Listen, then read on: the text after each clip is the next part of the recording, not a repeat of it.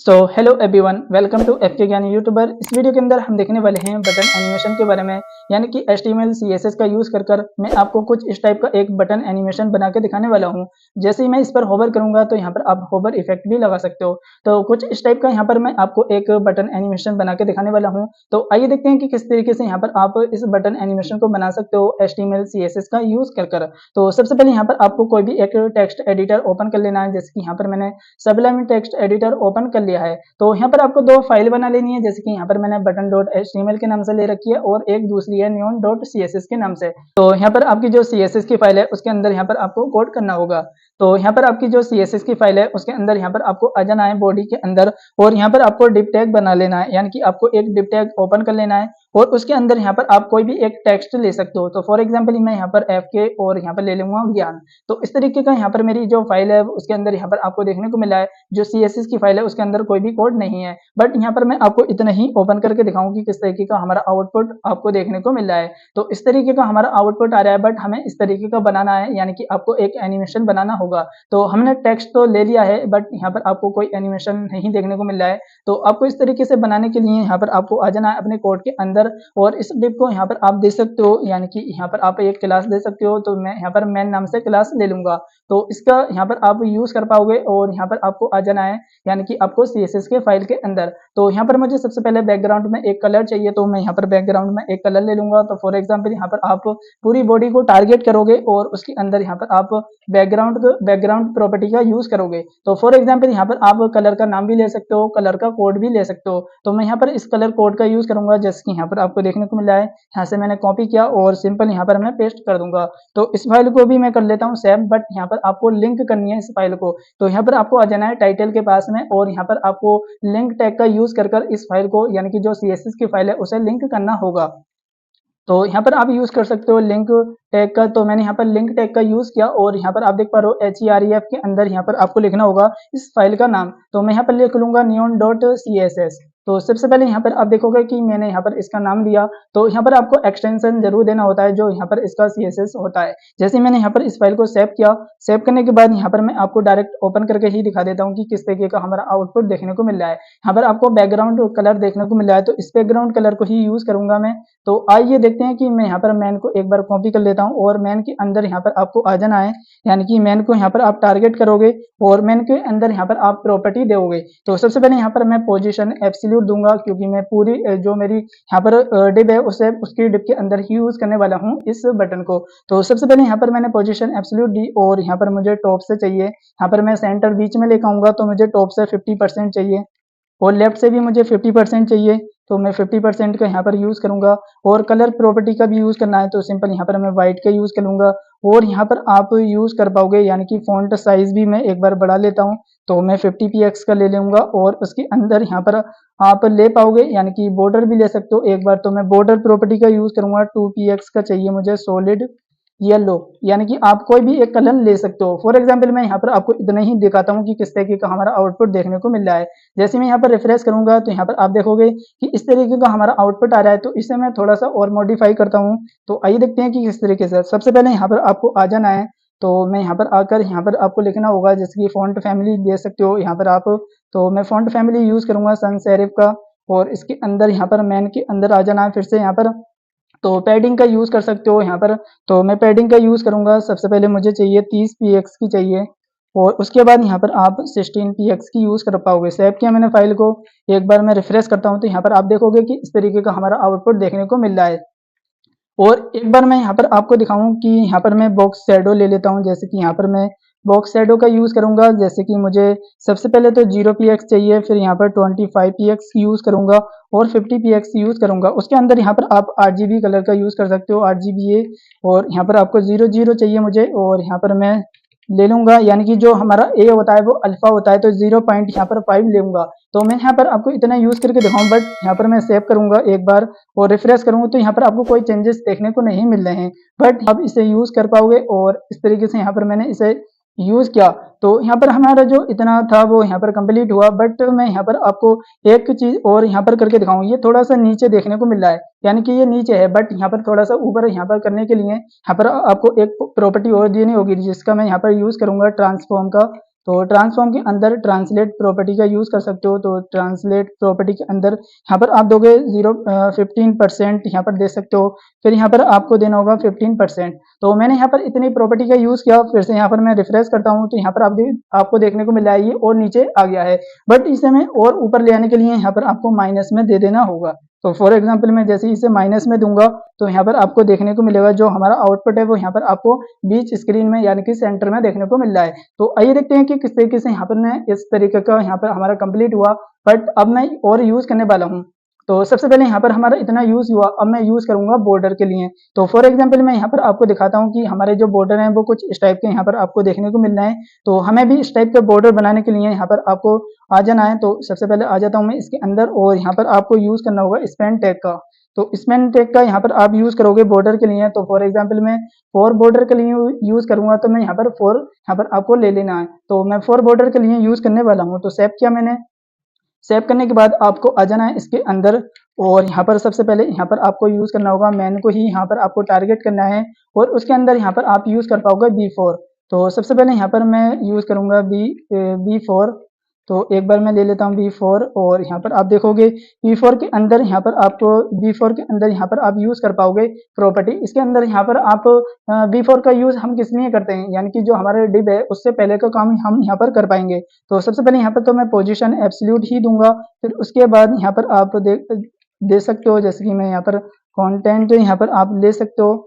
जैसे कि यहाँ पर आप देख पाओगे कि कंटेंट लिया मैंने, और उसके अंदर यहाँ पर आप टॉप से मुझे चाहिए यानी कि 2px चाहिए, और यहाँ पर आप लेफ्ट से भी 2px ले सकते हो। तो सिंपल यहाँ पर मैं 2px ले लूंगा। बेड्थ मुझे चाहिए 50px, यहाँ पर आप बेड्थ ले सकते हो। एक बार मैं बेड्थ ले सकता हूँ, जैसे कि मैंने यहाँ पर 50px ली, और उसके बाद यहाँ पर आप बैकग्राउंड कलर का भी यूज कर सकते हो। तो मैं बैकग्राउंड RGBA के थ्रू ही यहाँ पर लेने वाला हूँ। तो सिंपल यहाँ पर मैं RGBA के थ्रू ही लूंगा, और इसका कलर जो है मैं वो वाइट यहाँ पर आप देख पाओगे कि यहाँ पर मैं 255 से ही कलर लेने वाला हूँ। बट जो अल्फा कलर है वो यहाँ पर थोड़ा यहाँ पर आपको चेंजेस देखने को मिलेंगे।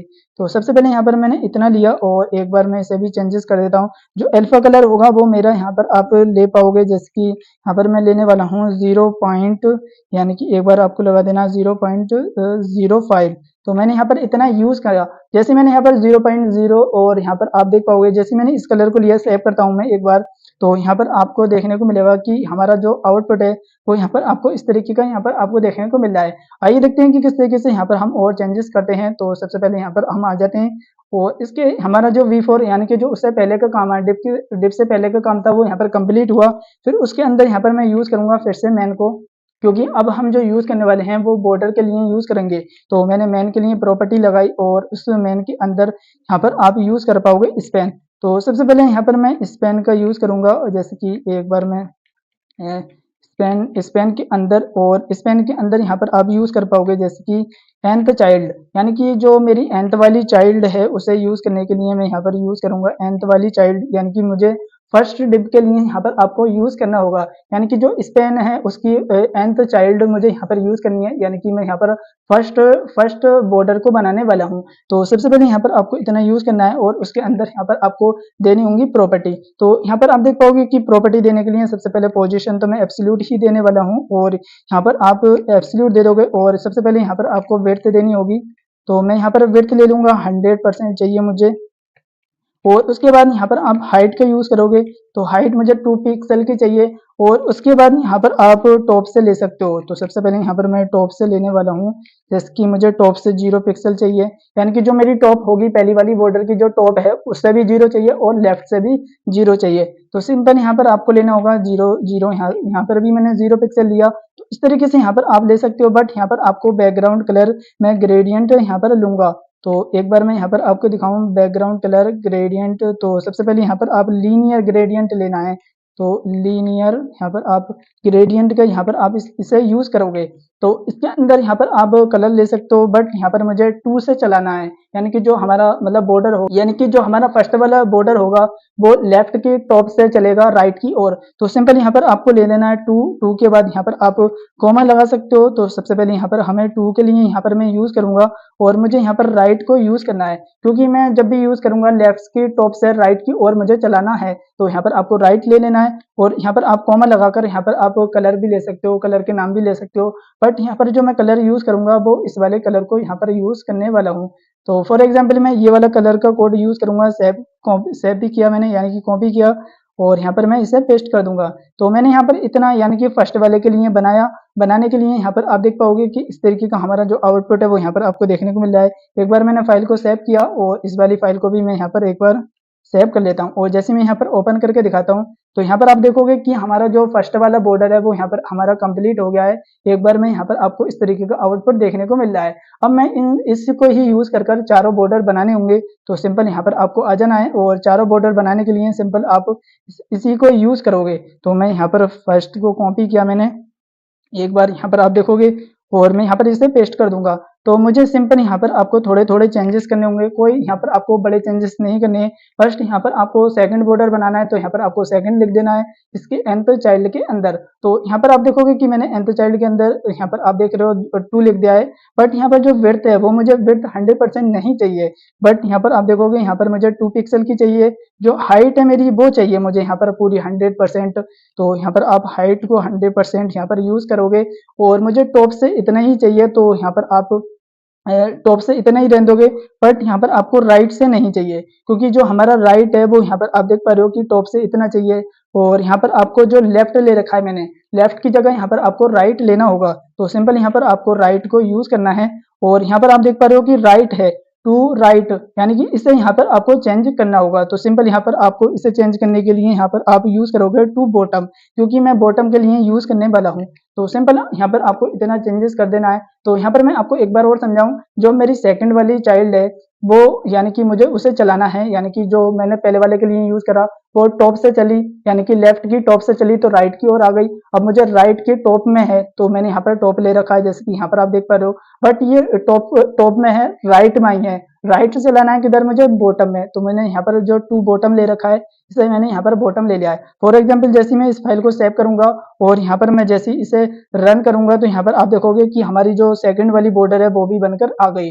तो ऐसे ही इसे मैं 4 यानी कि चारों बना लेता हूँ। तो सबसे पहले यहाँ पर आपको इतना यूज करना है और उसके बाद नीचे आ जाना है आपको।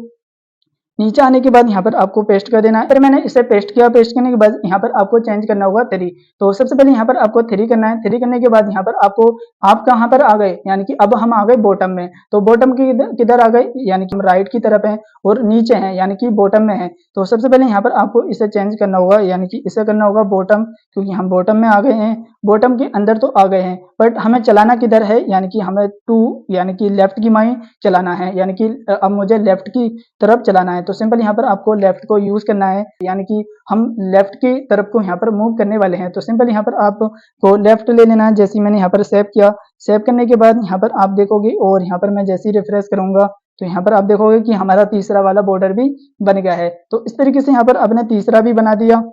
बनाने के लिए सबसे पहले अब मुझे यूज करना होगा फोर्थ के लिए। तो सिंपल यहाँ पर मैं 2 वाला कॉपी कर लूंगा और यहाँ पर आपको नीचे आ जाना है एक बार। तो मैं यहाँ पर नीचे वाले के अंदर यहाँ पर आपको पेस्ट कर देना है। जैसे ही मैं यहाँ पर 4 को यूज करूंगा, यहाँ पर आपको चाइल्ड के अंदर जरूर चेंजेस करने, अगर यहाँ पर आप चेंज नहीं करोगे तो यहाँ पर आपका जो बॉर्डर है वो नहीं बनेगा। तो यहाँ पर आप देख पा रहे हो कि मुझे जब 4th के लिए यूज करना है, तो 4th के अंदर मुझे सबसे पहले जो विड्थ है मेरी वो तो मुझे 2 पिक्सल की चाहिए, हाइट मुझे 100% चाहिए, जैसे कि यहाँ पर आप देख पा रहे हो, बट मुझे टॉप ही चाहिए। राइट यहाँ पर आपको नहीं देखने को मिलेगा, क्योंकि यहाँ पर आप लेफ्ट का यूज कर पाओगे, या फिर यहाँ पर आप राइट का भी यूज कर सकते हो। एक बार यहाँ पर आपको बॉटम की जगह यहाँ पर आपको टॉप का यूज करना होगा, क्योंकि हम टॉप में चलाने वाले हैं। तो इस तरीके से यहाँ पर आप यूज कर सकते हो। टॉप यहाँ पर मेरा टॉप है, बट यहाँ पर आपको लेफ्ट लेना होगा। तो सबसे पहले यहाँ पर मैं लेफ्ट ले लेता हूँ और यहाँ पर आप टॉप की जगह बॉटम ले सकते हो। तो एक बार मैं इससे बॉटम कर लूंगा। तो इस तरीके से यहाँ पर आपने देखा कि किस तरीके से हमारा जो आउटपुट है वो यहाँ पर आपको देखने को मिल रहा है।